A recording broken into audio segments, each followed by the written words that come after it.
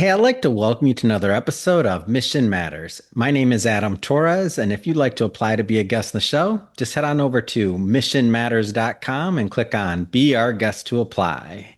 All right, so today is a very special episode. We're doing our next segment of All Things Indie. So my co-host is joining me today, Stephen David Brooks, and he invited this amazing guest on today, Rochelle Vaughn. And Rochelle Vaughn is a recording artist, producer. She's a DJ, and fun fact, which I got to bring this up as well, she's CEO of Lover Organic Chocolate.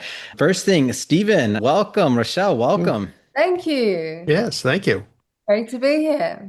So, Stephen, you always find us the best guests. Today's selection, Rochelle, I mean, I've seen some of her background stuff. Like, why this guest? Why now? Like, talk to me. Well, because the theme of all things indie, right? Indie film without big studio money and big studio distribution and big studio interference and music is the same thing. How do you have a career as a recording artist, a songwriter, a performer without a major record label behind you, a major touring company behind you? It's very much an indie world in its own. And Rochelle's right in the middle of that. And she's been in the middle of it, reinventing herself for years, and thought she's a perfect guest for this. Yeah. How'd you two meet, Rochelle? Like, where did all this begin? We met through a friend, a mutual friend, and literally just started working together immediately. Mm. It was kind of crazy.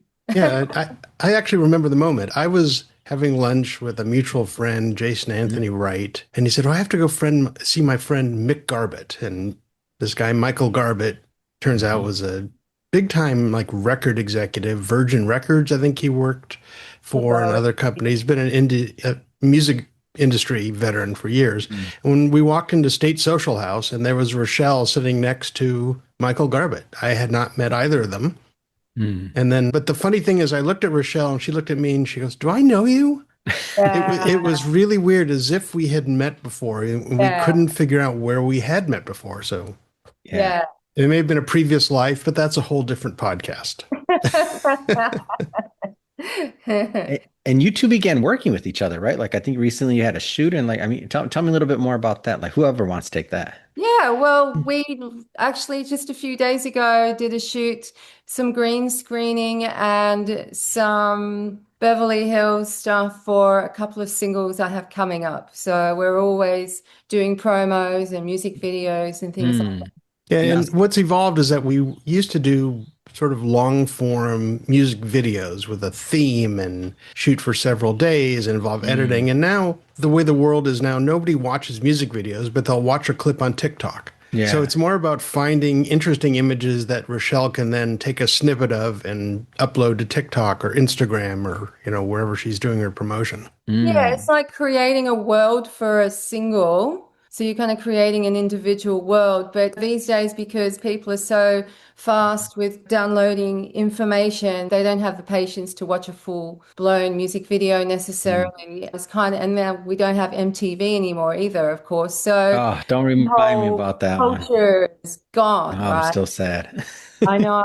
And it is sad, actually. And so now just do these little worlds that, like a little nugget, so you instantly look at the image and you know what the song's about. So it's faster. Yeah. So, And like, the way, historically, yeah, no, go ahead. And it's sort of the way we work together is interesting. She'll send me an early mix of the song. And always like, "It's not mixed, it's not mixed, it's not mixed." You're like a panic, bunch of exclamation points. I get it. It's not mixed. Okay. I understand.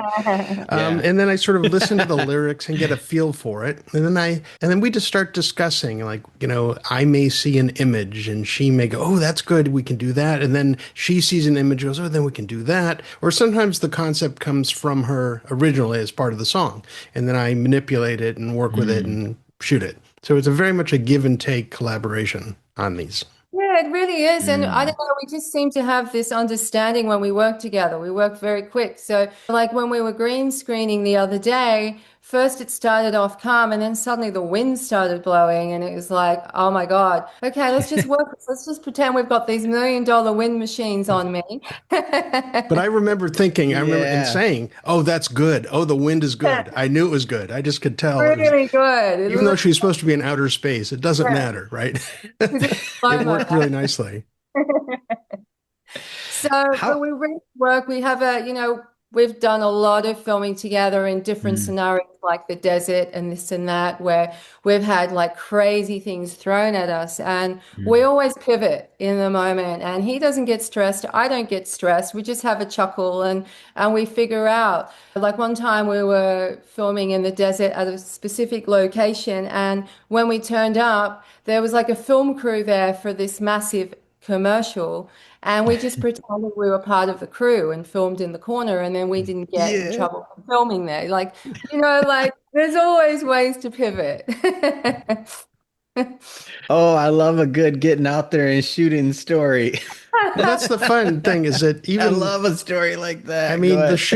a shoot never goes as planned. I don't care Never. if it's a $300 million Marvel movie or a no budget micro TikTok video. It never goes as planned. You got to just roll with it. Mm. It's the How same with music. It's like you'll do sound checks and everything will sound great. And then you just don't know what's going to happen in a live situation. So Mm. that's just life as an artist. Yeah. How long are these visuals? Because I know you mentioned not a full like music video because of time span, things like that, and different distribution methods. But like, what are we going for? Are you going for like a verse? You going for the hook? It doesn't have to have that tight a constraint. I'm just curious on what you're going for. What I tend to do is I don't give away the chorus. I'll give Mm. away like a part of the song that's hooky and sounds beautiful, but Okay. I never give the chorus away. The chorus comes when I release the track. Mm. So people kind of get to hear, what it is. And then we'll start with like 5 to 15 second clips. And then on the day of a release, it'll be like a 30-second clip, stuff like that. And Mm. oftentimes she's not singing. It's not sync. It's just a visual of her with the song, Mm. sort Exactly. of narrating what the visual is. Yeah. I got it. So it doesn't feel like a piece of a music video. It feels like Right. something completely different. Like that's what you're going for. Yeah. Almost like the cover of the song is moving. Oh, Do you know what I mean? So it's like like, an old school, there would be the album cover from way yeah, back when, when you're seeing like, I get it. Yeah, the visual is yeah, just different in a digital medium. That's amazing. yeah. So you'll literally see the album cover come to life. It's the videos of the album cover or the single cover. Hmm. Well, I've been teased enough. Tell me about some of these songs. I gotta hear now. Now I'm all interested. I know we had a whole nother line of questioning, and we'll get into your background and some other stuff, but tell me about these songs. I'm excited. Well, I worked with a lot of different really amazing producers. And then during lockdowns, like everyone else, I was kind of everything was reset in my life. Mm, And I started learning music production. mm, So I kind of studied it and I realized that the universe has been trying to tell me for a very long time that I'm mm, supposed to be doing music production. mhm, And I was always, because I love collaborating with people. And honestly, like the writing process in itself, let alone the music production process, can be quite tedious and painful. mm. And so I was always kind of avoiding it. And then I got to a point where I couldn't because, it was just like there was Yeah. no next logical step other than to do that. And then, so I started producing these songs. So I've got Dreaming actually come out today, and that was a remake of a Blondie track. Because my friend Clem Burke, drummer, he died, and so I was asked to sing that song with his band, his other band, at his memorial in LA. And Wow. then I created a version that I could add to my DJ sets as a honor to him. And then I found some drums of his and I added them to the track. And so I've got his drums from my iPhone on his track, on my track, Mm, but his drums. And so that's literally come out today.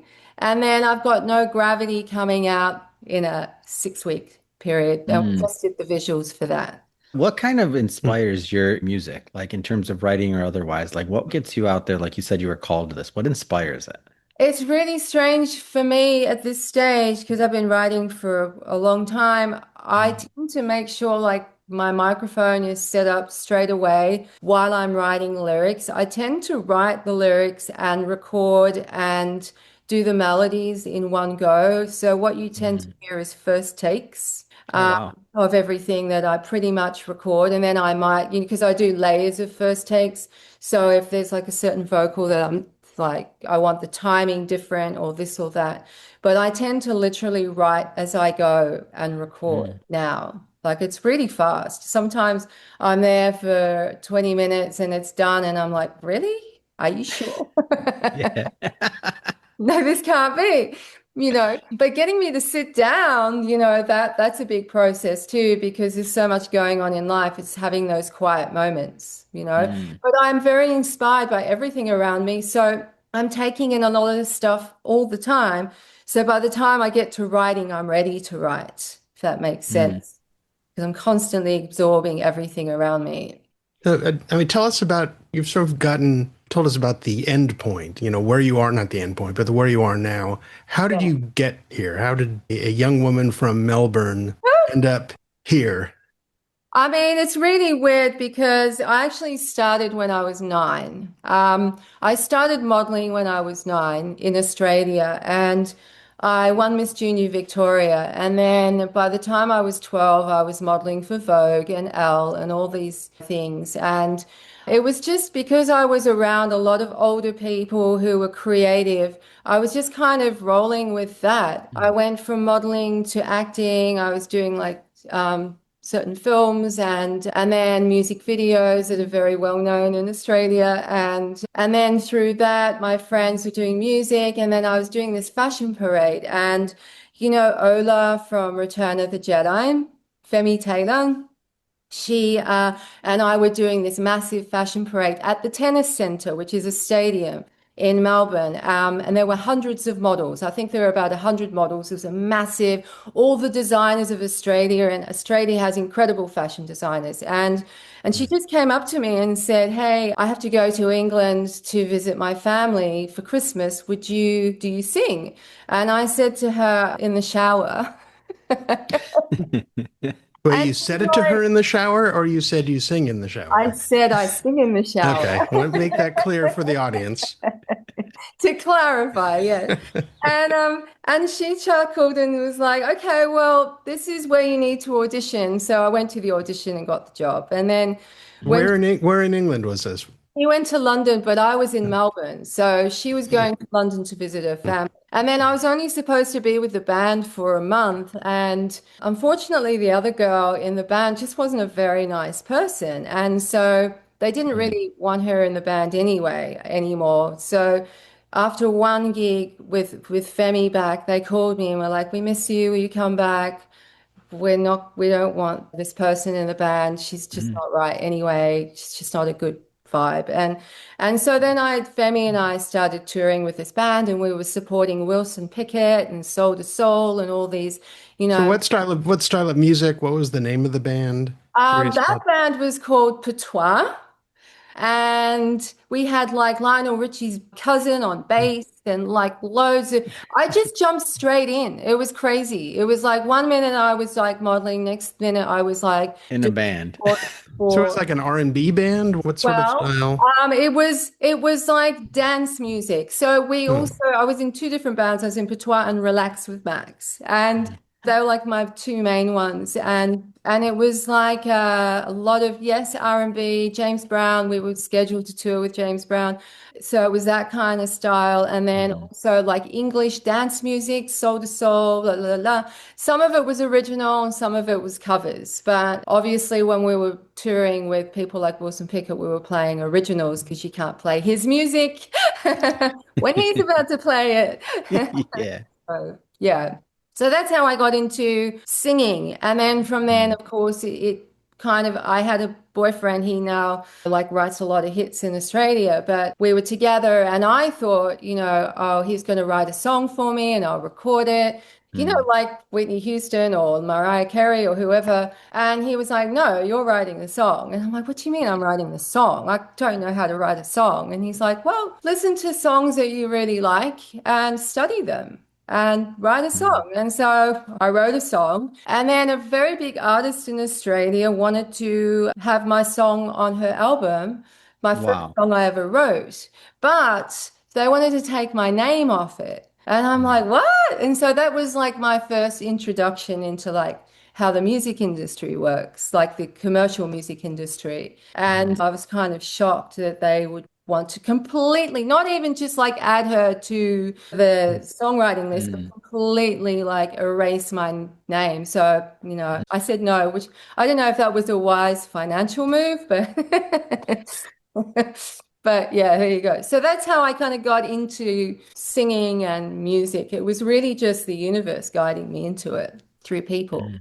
So what brought you to America? So I was doing incredible things in Australia, and I got to the point where, at the time, it's changed now, but it was only really indie rock. And I Mm. love dance music. Now you've got Rufus Du Sol and all these incredible artists coming out of Australia that are dance. But at the Mhm. time, there was nothing. And so I So went, you were competing with AC/DC? Was that I was the competing with AC/DC. your style is distinctly different I from mean, I can do AC/DC. the dance, the shuffle dance. I can do that. No worries. I can even do the moonwalk if you want. But the point is, I moved to London. Like through a long kind of process, moved to Vienna, then Munich, then London, and ended up in Brighton. And then I started touring. Okay, I ran out of money and I worked at Virgin Cinema. And then through working, I had this intuition, I need to work at Virgin Cinema. And all my friends in Australia were freaking out because they're used to like model Rochelle, who does all these high profile magazines and Mhm. billboards and stuff. And I'm working at Virgin Cinema. They could not get their head around it.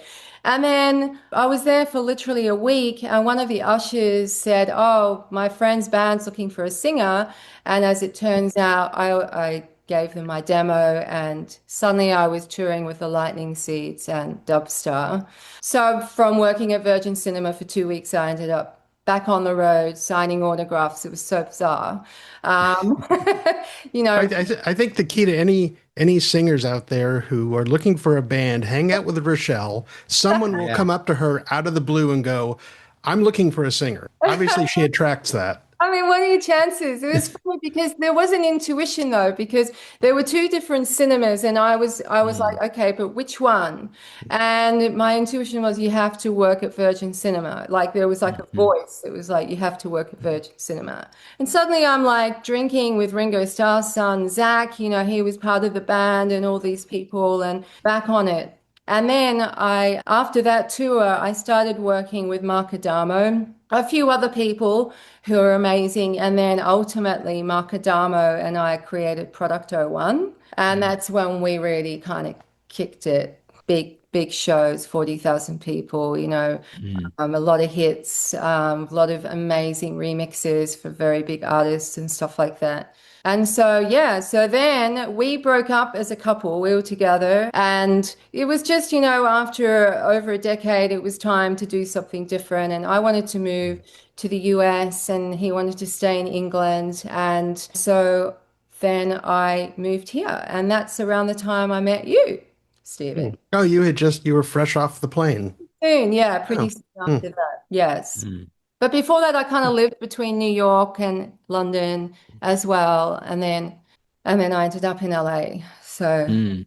So So story. you've had some twists, some turns through this career and multiple bands. I'm curious from working on the indie side of things, like there's some other indie musicians that will be listening to this. What kind of advice would you give them if you go back in time and, talk to that Rochelle that was just getting started? What kind of things would you say? I would say listen to your intuition and Mm. don't let other people's noise affect your choices.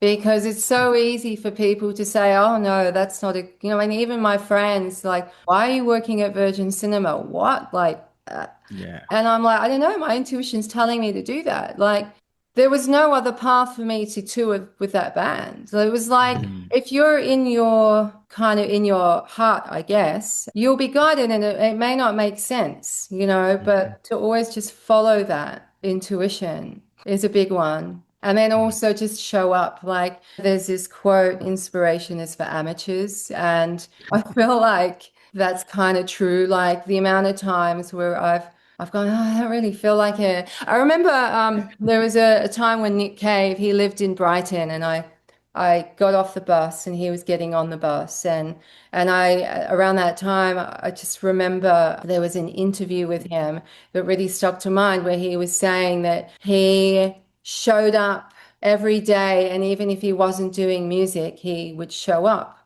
And I feel like, in my world, because I'm so busy with other things as well, like if I show up for 2 hours, 3 days a week, I'm going to get so much music done. It's kind of crazy how much gets done because you get very good at, concentrated time and really making that time matter as well. But, that I think that applies to all arts. I think, novelists don't wait for inspiration to write a novel. They sit at the typewriter or computer every day, look at a blank page and do something, scribble out ideas. Screenwriters are the same way. I think that it's important if you want to be a professional to do it on a regular basis and to sort of force yourself to, even if you throw the lyrics away, force yourself to write some lyrics or record some tracks.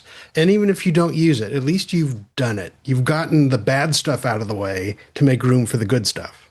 Definitely. And then also look at the long game. It's a long game. I think when I realized it was a long game, everything started flowing a lot more because I wanted everything to happen really quickly because everything in my life earlier on happened really quickly. And so I just thought that was normal. I didn't realize that was completely abnormal.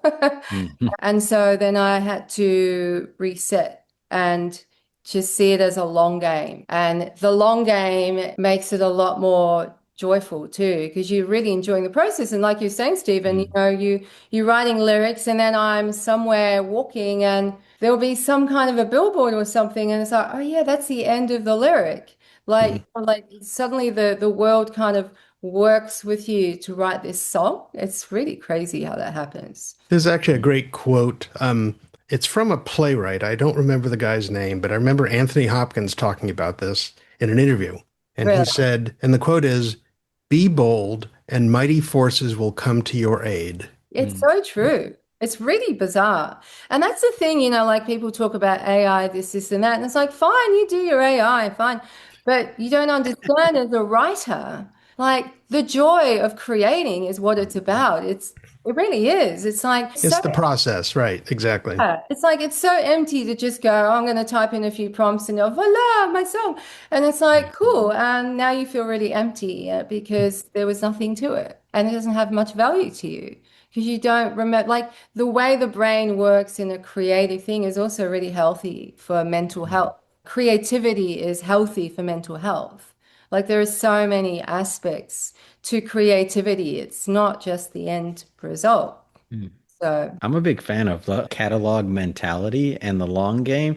Like whether it's these movie posters behind me that are all part of Steven's catalog or the podcast episodes. Like I'm a big fan. Like, does everybody want a podcast or record episodes every day? Maybe not. But the longer you do it, the more audience you attract over time, the more of your fans you get to serve. Rochelle, I'm curious for you now with this career you've had. How do you view your music catalog nowadays? Like how do you view that? it's very confusing because I've had so many different entities and styles, and I honestly feel like I'm really grateful to my music catalog. It's like all over the place.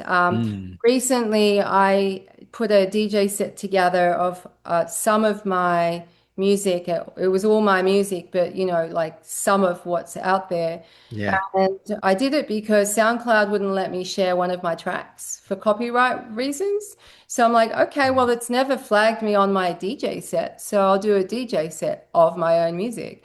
And I got to hear the catalog of some of it.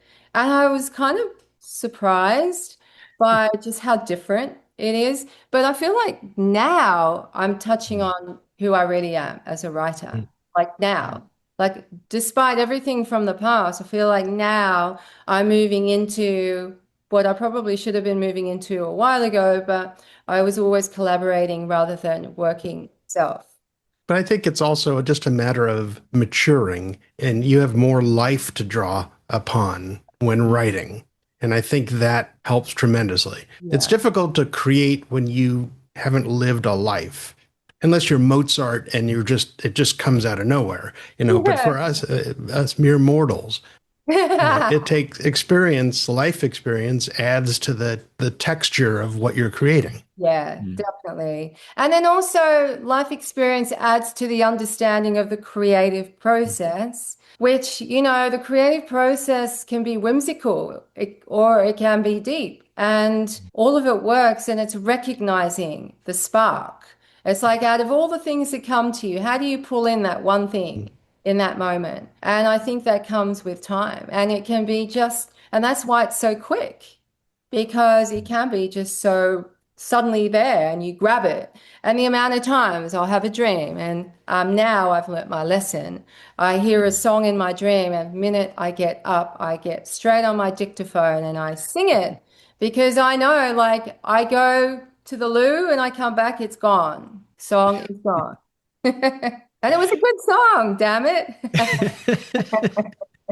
I Oh think my it gosh. is. Lover Organic Chocolate. I can't let you off the line without hearing about this. Is that your talk to me about it. I didn't even know where I saw that on on the list. I'm like, what? What's going on? Talk to me. Yeah, it's a superfood chocolate. So I got into superfoods because I was having health issues and I was Mhm. touring a lot as well. And it was very, as a touring musician, it's very hard to find food on the road, because by the time you get somewhere, everything's shut. Or they just have pizza and that's it, or Little Chef if you're in England and you're driving around the country, Little Red Chef or whatever that place is called. That's the only thing open. And so I started making superfood batches for myself. And then I What does a superfood batch look raw like? I chocolate. can't picture this. Like, go ahead. So it's raw chocolate.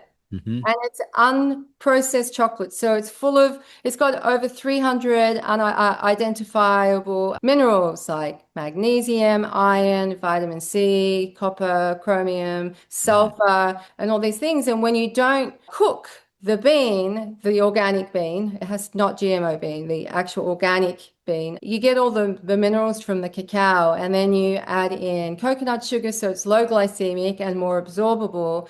And then you add in things like superfoods like maca or different kinds of things that enhance the properties of it's Hmm. kind of scientific, actually. And so you'd make And this So before I you go on would the make road? this, So you'd and make I it before you go on the road and take it with you? yeah, and when customs were like, "What's this?" I just say chocolate, so I wouldn't have to carry all my superfood. It was like a secret squirrel way of like getting all my soup. And I have some of my superfoods as eyeshadows in my makeup bag and stuff, so that customers just thought it's like makeup. And then so I started that, and then I joined forces with a company in England, and we created a raw chocolate bar, and it started selling out at Whole Foods in London. Mm. And it was called the Bullet Ride Bar, which was the name of my album at the time. And so I started creating like band merchandise chocolate because I wanted to get it in the clubs. I wanted to get like healthy things in the clubs Mm. for the kids too. And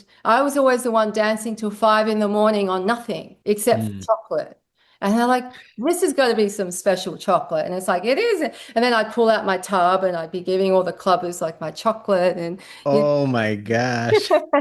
and I can tell you, I had a sample of the new batch that I don't know if she's allowed to talk about yet, I but can, yeah. she gave me a sample before our shoot, and I felt an immediate. It was a buzz, like in the middle of my brain. It was really palpable. I could feel it. I mean, Mm. not like a caffeine buzz or a drug buzz, but like an awakening buzz.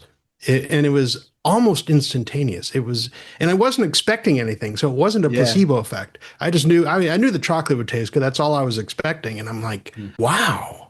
Speaking of which, I'm now withdrawing and I need another batch, Rochelle. So if you can And send I that have over, please. FOMO over here. I got FOMO. Where's my chocolate? I'm This is, going to have some, I promise you. So we got music, we got chocolate. What else? All things indie, baby. Come on. Yeah. the funny thing about that was I didn't want to say anything to Stephen because I didn't want to give him any preconceptions of what it was, but Mm. I've been working on a formula with a company and it's about to come out and it's for brain. It's for brain health. Oh, really? Oh, you didn't tell me that part. See, No, I didn't tell you that part. That's right. you I didn't. wanted to see Oh. like your honest response to it Hmm. without me saying anything. And that was the response. And it was like, wow, okay. And full disclosure, I'm half Belgian, so chocolate is my life. Oh man. Well, I So want just to some. shortcut really quickly, then I created Love of Chocolate when I moved to the US and I was Mm. doing the Oscars dressing rooms and all that kind of thing. And then during lockdowns, the whole company collapsed and now I've been working on this new thing. So that's like the short story. Can you reveal anything more about the new thing, or do we have to have you back?